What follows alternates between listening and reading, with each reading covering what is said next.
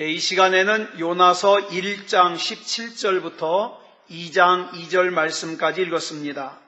말씀의 제목은 물고기 뱃속에서 요나가 얻은 결론입니다.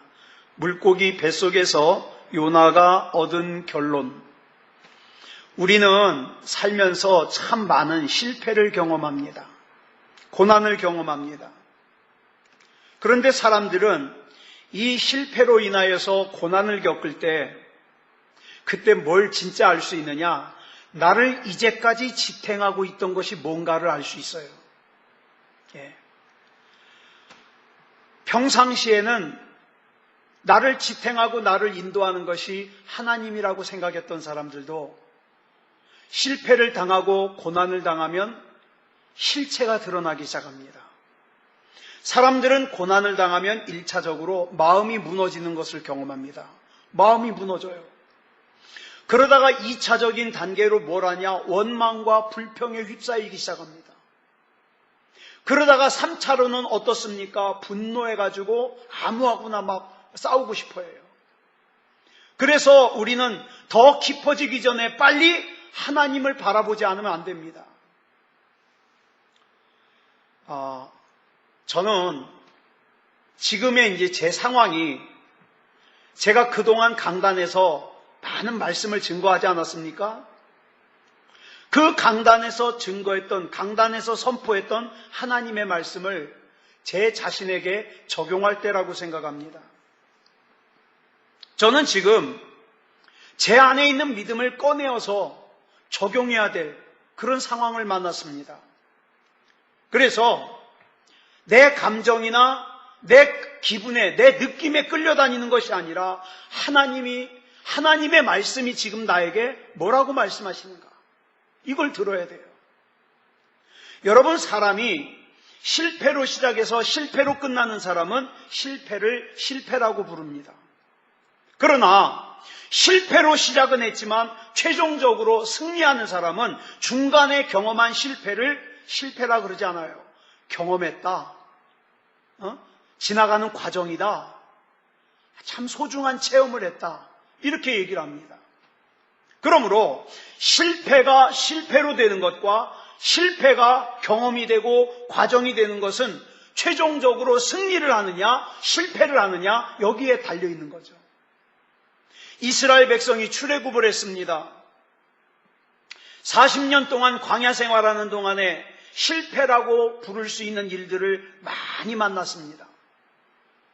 그런데 최종적인 목적지인 가나안에 들어가고 나니까 중간에 경험했던 실패라고 할 만한 그것들이 뭐가 됩니까? 경험이 되는 거예요. 과정이 되는 거예요.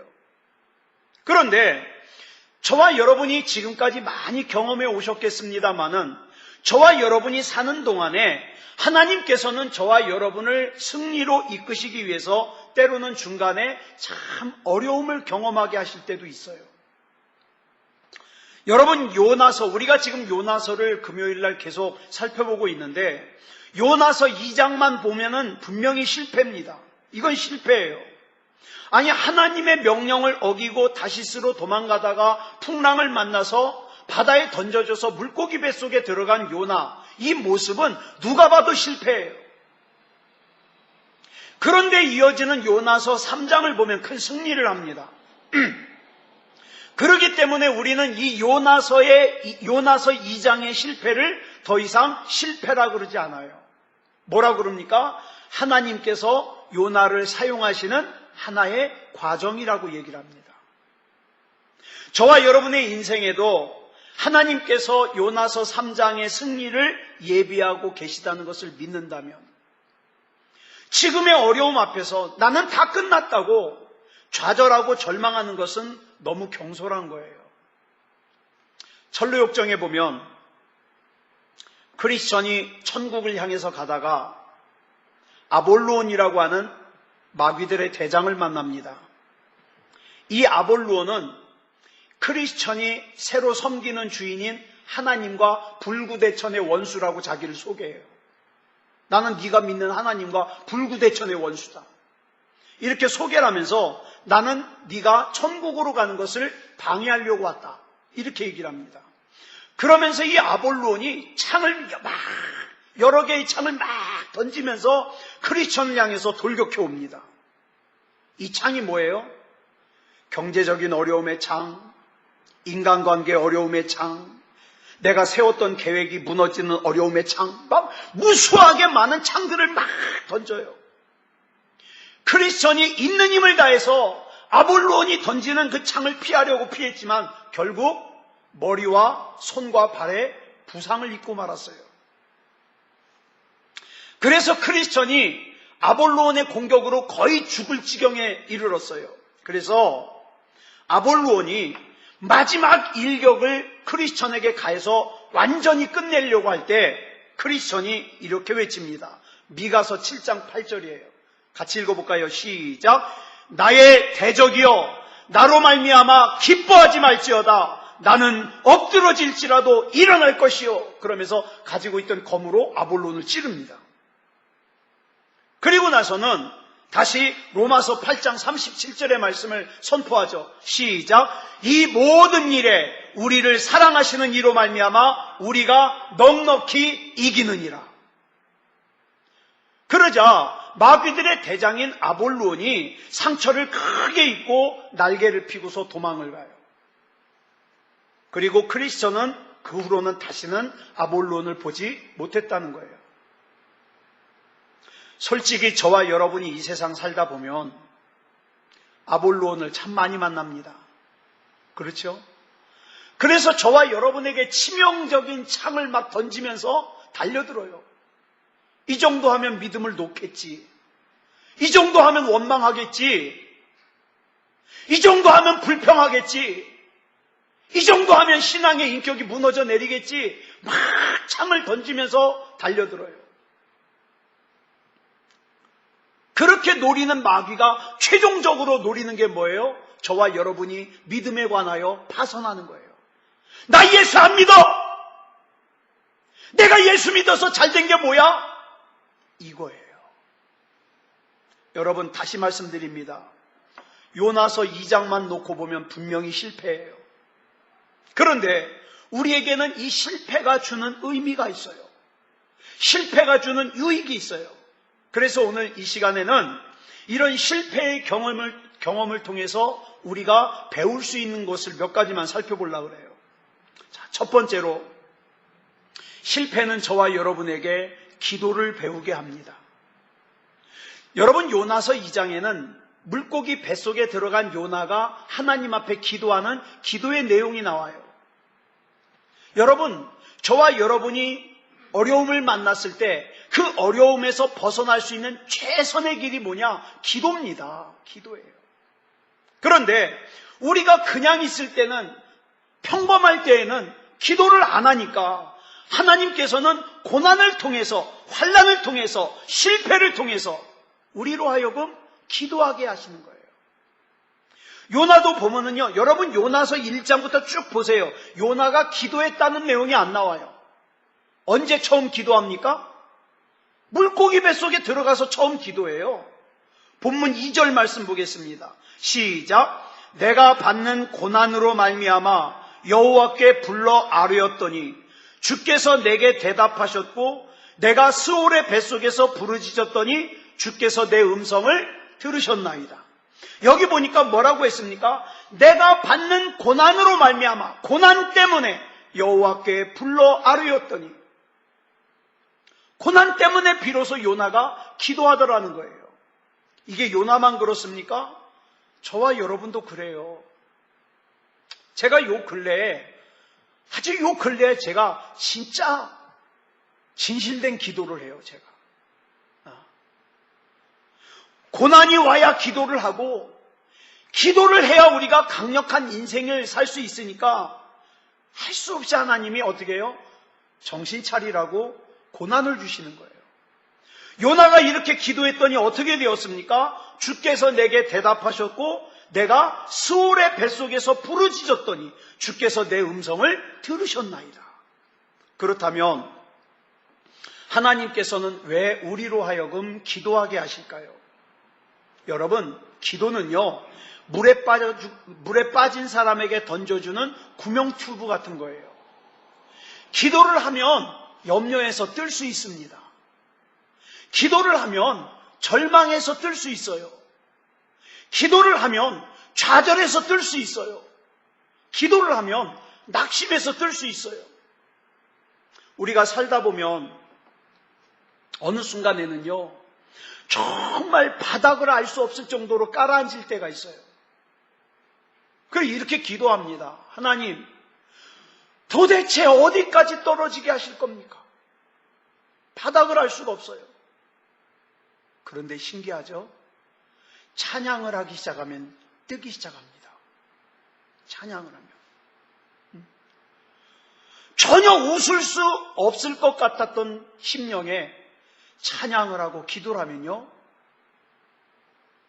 미소가 떠요. 자, 본문 7절 보겠습니다. 시작. 내 영혼이 내 속에서 피곤할 때에 내가 여호와를 생각하였더니 내 기도가 주께 이르러 싸우며 주의 성전에 미쳤나이다. 요나가 고난의 가장 밑바닥에서 지금 기도하고 있습니다. 그런데 지금 요나의 상태를 여기서 한마디로 표현하기를 뭐라 그러냐? 피곤이에요. 몸과 마음이 지쳐서 고달픈 상태예요. 이 피곤한 상태에서 기도했더니 그 기도가 주의 성전에까지 미쳤다고 기록하고 있어요. 여러분, 주의 성전은 구약 성경에서 가장 영광스러운 장소예요. 그러니까 내가 고난의 가장 밑바닥 피곤한 상태에서 하나님 앞에 기도를 했더니 가장 영광스러운 상태에 이르게 하시더라. 이게 바로 기도가 주는 능력입니다. 그러므로 저와 여러분이 뜨고 싶으면 기도해야 돼요. 회복되고 싶으면 기도해야 돼요. 느헤미야가 기도할 때 무너진 예루살렘의 성벽을 일으켜 세울 수 있었습니다. 여러분, 성경상에 나오는 인물들 보세요. 대부분이 시련 가운데서 기도했어요. 문제 만났을 때 기도했어요. 그럼 우리라고 예외겠습니까? 시련과 고통 가운데 기도를 배워야 돼요. 나에게 시련이 없으면, 나에게 문제가 없으면 하나님 앞에 기도하는 것도 참 가볍게 생각해요. 기도하고 안 하고 내가 결정해버려요. 예배 드리고 안 드리고 내가 결정해버려요. 그러나 시련이 오면, 고통이 오면 달라요. 왜? 주님이 아니면 안 되기 때문에. 여러분, 고난의 때에 기도하지 않는 사람이 평탄할 때 기도하겠습니까? 안 하죠. 안 하죠. 혹시 지금 이 순간에 하나님께서 지금 나를 광야학교, 고난의 광야학교에 있게 하셨다는 생각이 든다면 바로 기도를 시작해야 됩니다. 물고기 뱃속에서 기도를 배웠던 요나처럼 저와 여러분이 삶의 어려움 속에서 기도를 해야 되는 이유는 그 기도 때문에 내가 떠오르는 인생이 될 수 있고 회복되는 인생을 살 수 있기 때문이에요. 그 다음 두 번째로, 실패는 우리에게 담대함을 배우게 합니다. 자, 본문 6절 보겠습니다. 시작. 내가 산의 뿌리까지 내려가 싸우며 땅이 그 빗장으로 나를 오랫도록 막아 싸우나 나의 하나님 여호와여, 주께서 내 생명을 구덩이에서 건지셨나이다. 여기 보니까 산의 뿌리까지 내려갔다는 말씀이 나와요. 최악의 상황이라는 거예요. 산의 뿌리까지 내려갔다는 건. 그 산의 뿌리까지 내려간 최악의 상황에서 우리로 하여금 회복되지 못하도록 땅이 빗장으로 잠갔어요. 문을 잠갔어요. 그런데 하나님께서 내 생명을 그 깊은 구덩이에서 건져주셨다는 고백이에요. 여러분, 저는 이제까지 많이 경험했어요. 이 상황에서는 더 이상 방법이 없어. 이 상황에서는 좌절이야. 이 상황에서는 절망이야. 그렇지만 그 상황에서 하나님을 부르며 하나님 앞에 기도를 시작했더니 전혀 생각지 못했던 방법으로 하나님이 일으켜 세워주셔요. 우리 하나님은 그런 하나님이세요. 산의 뿌리까지 내려간 최악의 상황에서 우리가 두려워하는 건 뭡니까? 그 상태에서 영원히 회복되지 못할 것 같은 좌절과 절망과 낙심이 몰려오는 게 우리 두려움 아니에요? 그러나 아무리 땅이 빗장으로 나의 회복을 막아도 나의 섬기는 하나님께서는 나를 반드시 건지시고 회복시키신다는 것을 믿으시기 바랍니다. 그 하나님 믿어야 돼요. 그 하나님 앞에 기도해야 돼요. 그 하나님 앞에 맡겨야 돼요. 로이드 오길비라는 분이 쓴 당신도 능력 있는 기도를 할 수 있다라는 책을 보면 저는 이 내용이 참 좋아요. 제가 여러 번 말씀드렸어요. 이분의 친구가 서커스단에 들어갔는데 서커스 보면은 이 그네를 타면서 막 날아다니지 않습니까? 여기서 붕 가면 저쪽에서 이렇게 잡아주고, 이 친구가 서커스단에 들어갔는데 친구 서커스 하는 걸 구경하러 갔는데 그 구경하러 가서 들은 얘기래요. 공중에서 그네를 타려면 처음부터 그네를 타게 하지 않는데요. 처음에 그네 타는 걸 배우는 사람은 몇 주 동안 그 계단을 타고 막 올라가요. 얼마나 높아요? 막 올라간 다음에 다 올라가면 그물로 그냥 떨어져요. 또 올라가요. 또 떨어져요. 이걸 몇 주 동안 이것만 한대요. 올라가서 앞으로 떨어지고 올라가서 옆으로 떨어지고 올라가서 뒤로 떨어지고 계속 몇 주 동안. 처음에 떨어질 때는 무서운데 자꾸 떨어지다 보니까 어떻게 해요? 두려움은 사라지고 재미를 느낀다는 거예요. 이렇게 내가 그네에서 떨어져도 죽지 않는다는 확신이 생겨야만 비로소 뭐가 보이기 시작해요? 그네가 보이기 시작해요. 비로소. 그래서 이때부터는요, 떨어지는 걸 두려워하지 않고 그네를 탈 수 있다는 거예요. 그런데 그런 떨어지는 경험이 없이 곧바로 그네를 타러 올라가면요, 덜덜덜 떠느라고 그네가 보이질 않는데요. 무슨 얘기입니까? 떨어지는 훈련을 한 사람만이 두려움으로부터, 공포로부터 자유로워진다는 거예요. 그러면서 오길비 목사님이 말하기를 그네 타기에서 제일 먼저 배워야 되는 것은 떨어지는 경험이다. 밑으로. 여러분, 하나님께서 우리를 훈련시킬 때도 마찬가지예요. 떨어지는 것을 경험해 봐야 떨어지는 것이 별것이 아니라는 것을 깨닫게 되죠. 신명기 32장 11절을 보면 어미 독수리가 새끼 독수리를 훈련시키는 내용이 나오죠. 우리 한번 같이 읽어볼까요? 시작. 마치 독수리가 자기의 보금자리를 어지럽게 하며 자기의 새끼 위에 너풀거리며 그의 날개를 펴서 새끼를 받으며 그의 날개 위에 그것을 엎는 것 같이. 어미 독수리가 새끼 독수리가 어느 정도 크잖아요. 그러면 집을 부셔요. 그러면 어떻게 해요? 더 이상 이 새끼 독수리가 여기서 살 수 없다 생각해서 뛰어내리게 되죠. 뛰어내리면서 날갯짓을 막 하는데 날아지지는 않고 땅바닥은 가까워오고 이제 죽었다 생각될 때 때문에 어떻게 해요? 어미 독수리가 날개로 받아요. 그리고 다시 올라가요. 그리고 새끼는 또 떨어지는 거예요. 이걸 반복하면서 새끼는 뭘 깨닫게 됩니까? 아!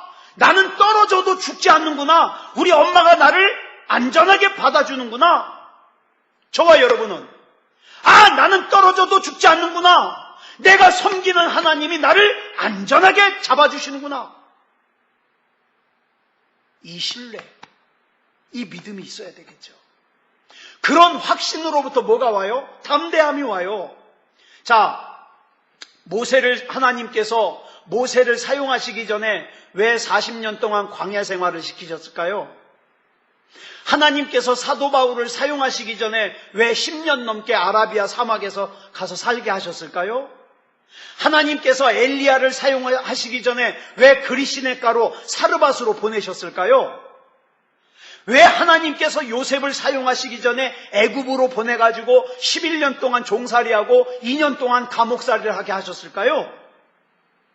왜 다윗은 왕으로 실컷 기름 부은 다음에 13년 동안 사울왕에게 쫓겨다니게 만들었을까요? 이상하지 않아요? 우리 하나님이 실패하실 일은 없는데 왜 그러셨을까요? 바닥 체험하라는 거예요. 이 바닥 체험에 대하여 다윗이 시편 3편 6절에서 이런 고백을 합니다. 시작. 천만인이 나를 애워싸 진친다 하여도 나는 두려워하지 아니하리이다. 이런 고백이 나올 수 있었던 이유가 뭐예요? 내가 이미 바닥 체험해봤거든. 내가 13년 동안 왕에게 도망 다녀봤거든. 내가 이미 40년 동안 광야 생활 해봤거든요. 그렇다면 저와 여러분이 정말 하나님을 신뢰하고 하나님을 믿는다면 내 앞에 있는 이 문제가 아무것도 아니라는, 이 실패가 아무것도 아니라는, 이 고난이 아무것도 아니라는, 이 두려움이 아무것도 아니라는 깨달음이 있어야 되지 않겠습니까? 마지막으로 실패는 우리로 하여금 더 넓은 세계로 이끌어갑니다. 여러분 따지고 보면 모세라는 사람은 실패한 사람이에요.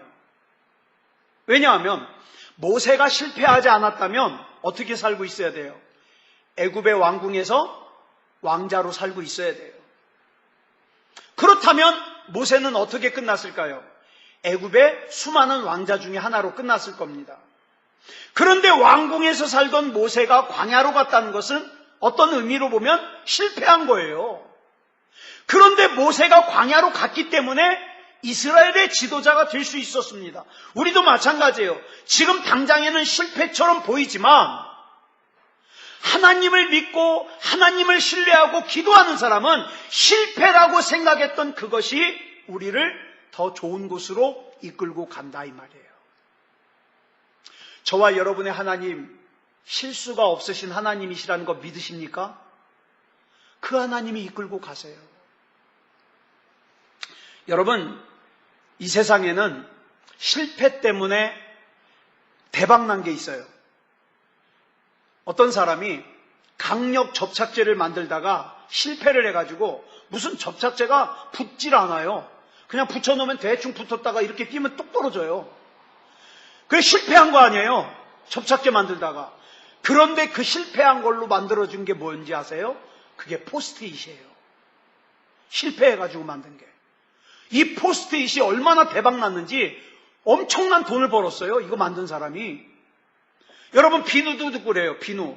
어떤 사람이 비누 재료를 놓고서 배합을 하다가 실패를 했어요. 재료에 공기가 너무 많이 들어간 거예요. 근데 그렇게 실패로 만들어진 비누가 뭐예요? 보리비누예요. 이 비누는 목욕을 하다가 물에 넣으면요, 물에 떠요. 가라앉질 않고. 보리비누. 이 보리비누가 엄청나게 돈을 벌었잖아요. 여러분, 우리 가운데 언뜻 생각할 때는 이게 실패 같아요. 이게 좌절 같아요. 이게 절망 같아요.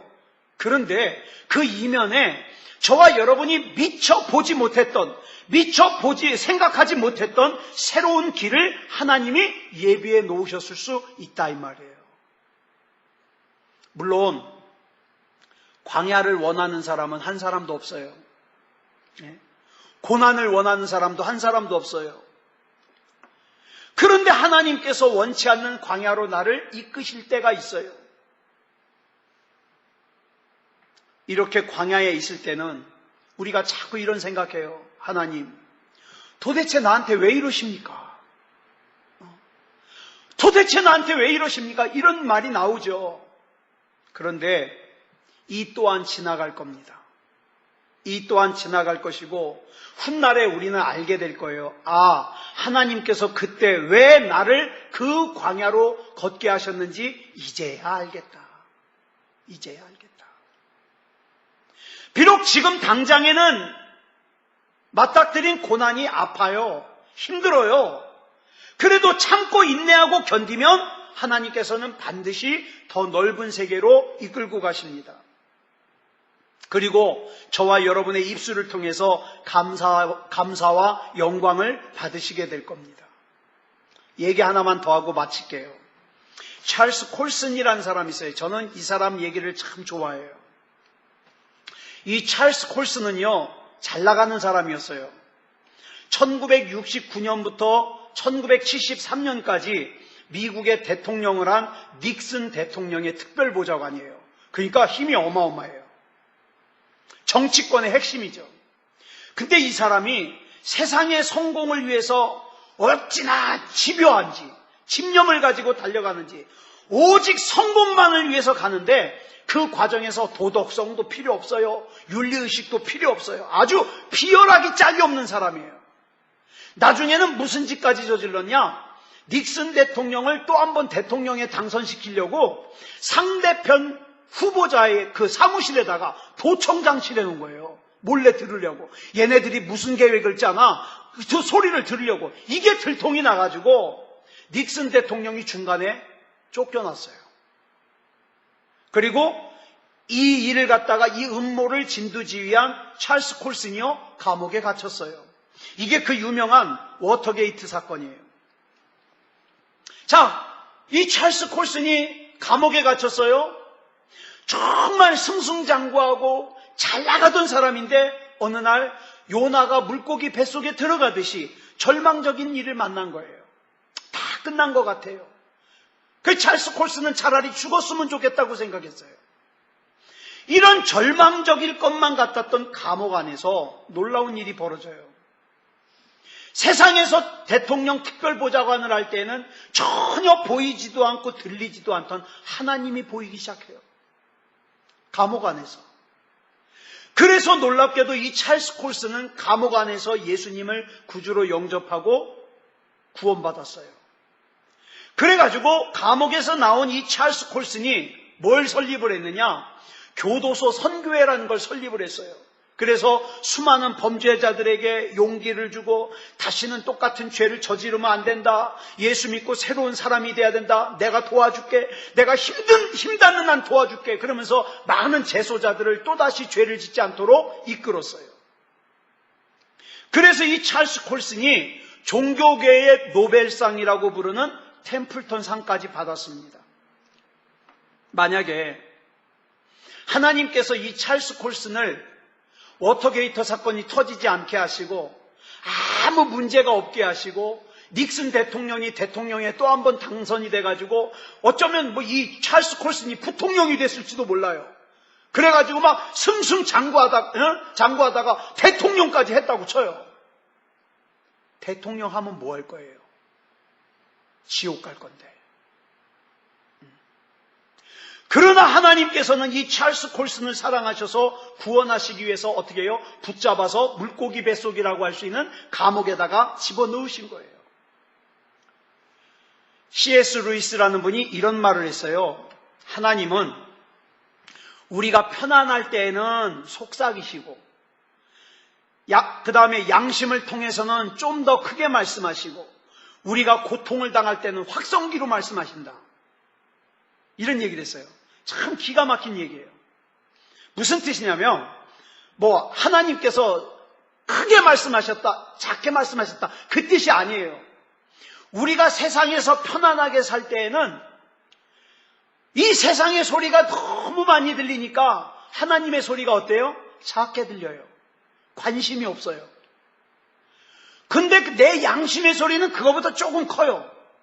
그러다가 내가 고통이나 아픔을 겪을 때에는 하나님의 소리에 관심이 많아지니까 크게 들리는 거예요. 하나님, 제가 잘못 살았네요. 나 용서해 주세요.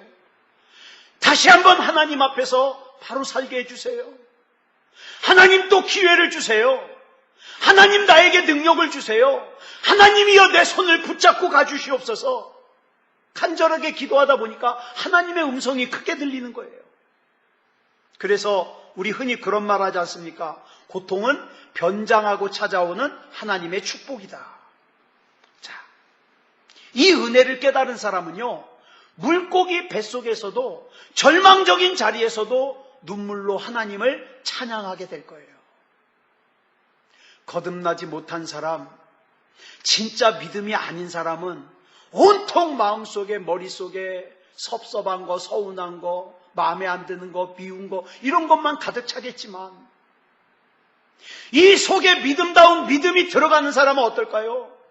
예수님은 나를 위해 십자가에 죽어주시기까지 하셨는데 내가 뭐라고 그러면서 하나님 앞에 믿음으로 서겠죠.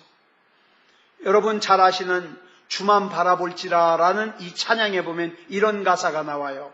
어두움에 밝은 빛을 비춰주시고. 무슨 뜻이에요? 실패의 자리, 절망의 자리까지 하나님께서 밝은 빛을 비춰주셔요. 내가 신음할 때에도 하나님이 응답하셔요. 내 하나님이 그런 하나님이 아니시라면 믿지 않았죠. 나의 하나님은 그런 하나님이에요. 내가 혼자 있는 것 같아서 외로울 때, 내가 혼자 있는 것 같아서 고통스러울 때, 내가 여기 있다. 이재철 목사님이 하나님을 등지고 세상과 짝하여서 일만 마치면 가서 노름을 하고 술을 잔뜩 취해가지고 집에 들어와서 사모님한테 밥상 차려놓으라 그럴 때, 그때도 하나님께서는 그 이재철 목사님을 버리지 아니하시고 어느 날 사모님이 쓴 글을 읽어보다가 왈칵 눈물이 쏟아지면서 하나님 앞에 회개를 하고 한참 울면서 앉았는데 누가 뒤에서 가만히 안아주더래요. 그 목사님이 사모님이 자다가 일어나서 안아주는 줄 알고 돌아봤더니 아무도 없더래요. 그래 다시 앉아서 울고 있는데 또 안아주더래요. 그러면서 음성이 들리더랍니다. 난 항상 너와 함께 있었다. 그래 이렇게 훌륭한 목사님이 되시고 은퇴하신 거예요. 사랑하는 여러분, 주님만 바라보시기 바랍니다. 주님만. 내 생각 중요하지 않아요. 내가 어떤 처지인가 중요하지 않아요. 나 주님만 바라봅니다. 그래서 물고기 뱃속에서 요나가 얻은 결론은 뭐예요? 한마디로 말해서 주만 바라볼지라 였습니다. 아무쪼록 저와 여러분 주만 바라보는 그런 저와 여러분이 되시기를 그리스도 예수님의 이름으로 간절히 축원합니다. 기도하겠습니다. 사랑의 아버지 하나님, 감사합니다. 내가 상황이 좋을 때에도, 내가 상황이 힘들 때에도 항상 하나님은 나와 함께 계심을 믿습니다. 감사합니다. 하나님, 어떤 상황에서든지 하나님 앞에 바른 모습이 될 수 있도록 돌아보게 하시고 믿음다운 믿음으로 설 수 있도록 인도해 주시옵소서. 아버지 하나님, 나의 장래도 하나님의 손에 달렸습니다. 우리 가정과 우리 가족도 하나님의 손에 달렸습니다. 우리 교회도 하나님 손에 달렸습니다. 하나님께서 책임져 주시옵소서. 사랑의 아버지 하나님, 그래서 우리 하나님 앞에 영광 돌리고 하나님 앞에 기쁨이 되기 원합니다. 우리 하나님께서 책임져 주시옵소서. 모든 것을 우리 주님 앞에 맡겨드리오며 그리스도 예수님의 이름으로 간절히 기도드려 싸움나이다. 아멘.